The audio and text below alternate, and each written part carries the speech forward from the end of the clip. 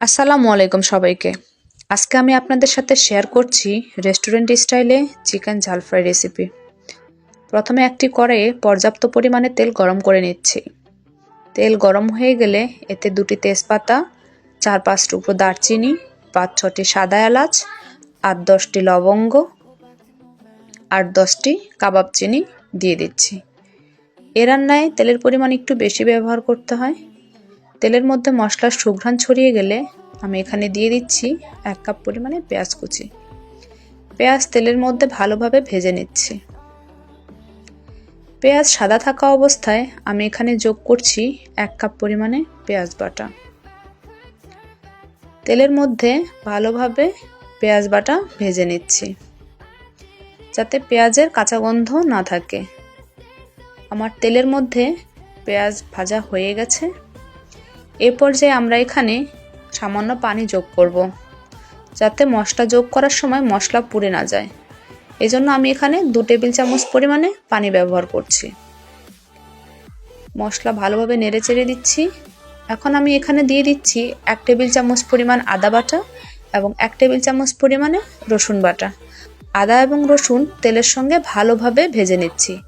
আদা রসুনের কাঁচা গন্ধ চলে গেলে আমি এখানে দিয়ে দিচ্ছি 1 চা চামচ পরিমাণে হলুদ গুঁড়ো, 3 চা চামচ পরিমাণ শুকনো মরিচ গুঁড়ো। ঝাল আপনারা আপনাদের পছন্দ অনুযায়ী বাড়িয়ে বা কমিয়ে নিতে পারেন। সমস্ত মশলা ভালোভাবে নেড়েচেড়ে আবারও কষিয়ে নিচ্ছি। মশলা ভালোভাবে কষানো হয়ে গেলে আমি এখানে দিয়ে দিচ্ছি 1 চা চামচ পরিমাণে ভাজা জিরের গুঁড়ো, 1 চা চামচ পরিমাণে ধনে গুঁড়ো এবং 1/2 চা চামচ পরিমাণ জয়ফল ও জয়ত্রী গুঁড়ো। আবার সমস্ত মশলা ভালোভাবে মিশিয়ে কষিয়ে নিচ্ছি।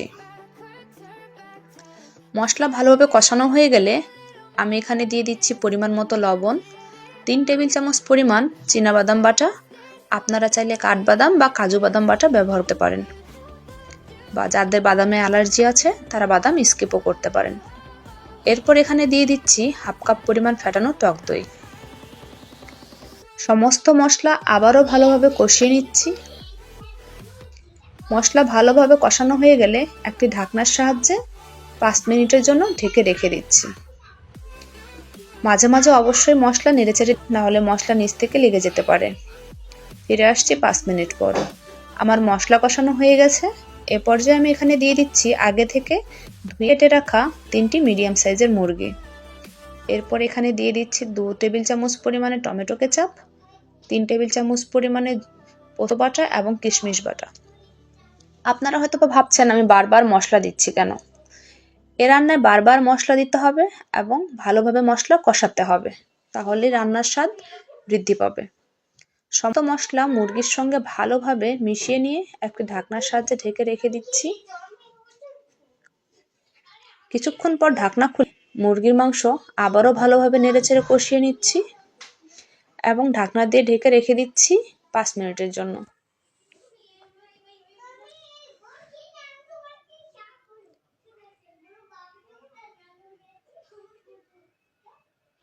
ফিরে আসছি 5 মিনিট পর। আমার মুরগির মাংস কষানো হয়ে গেছে। এ পর্যায়ে আমি এখানে যোগ করছি পরিমাণ মতো গরম পানি। পানি আপনারা আপনাদের প্রয়োজন মতো ব্যবহার করবেন। চিকেন সেদ্ধ হতে যতটুকু পানির দরকার ঠিক ততটুকু পরিমাণ পানি ব্যবহার করবেন। এ রান্নায় ঝোলের পরিমাণ খুবই কম রাখতে হবে। 5 মিনিট পর ঢাকনা খুলে আমি এখানে যোগ করছি 2 চা চামচ পরিমাণ গুঁড়ো দুধ। আপনারা চাইলে এখানে লিকুইড মিল্কও ব্যবহার করতে পারেন। আবারও মাংস ভালোভাবে নেড়েচেড়ে ঢাকনার সাহায্যে ঢেকে রেখে দিচ্ছি। ফিরে আসছি 10 মিনিট পর।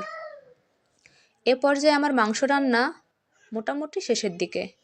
এখন আমি এখানে দিয়ে দিচ্ছি 5-6টি কাঁচামরিচ এবং একটি ঢাকনার সাহায্যে ভালোভাবে ঢেকে দিচ্ছি এবং রেখে দিচ্ছি 5 মিনিট দমে। এ পর্যায়ে চুলোর জাল একেবারে স্লো ফ্লেমে থাকবে। এর মাঝখান দিয়ে ঢাকনা খুলে আমি মুরগির মাংস ভালোভাবে আবারও নেড়েচেড়ে দিচ্ছি।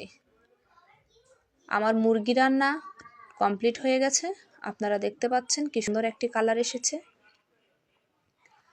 আশা করছি আজকের রেসিপিটি আপনাদের কাছে ভালো লাগবে। যদি রেসিপিটি ভালো লেগে থাকে অবশ্যই আমার পেজটিতে একটি লাইক দিতে ভুলবেন না। আজকে এখানেই বিদায় নিচ্ছি। দেখা হবে অন্য কোনো ভিডিওতে, অন্য কোনো রেসিপি নিয়ে। সে পর্যন্ত সকলে ভালো থাকবেন। আল্লাহ হাফেজ। আসসালামু আলাইকুম।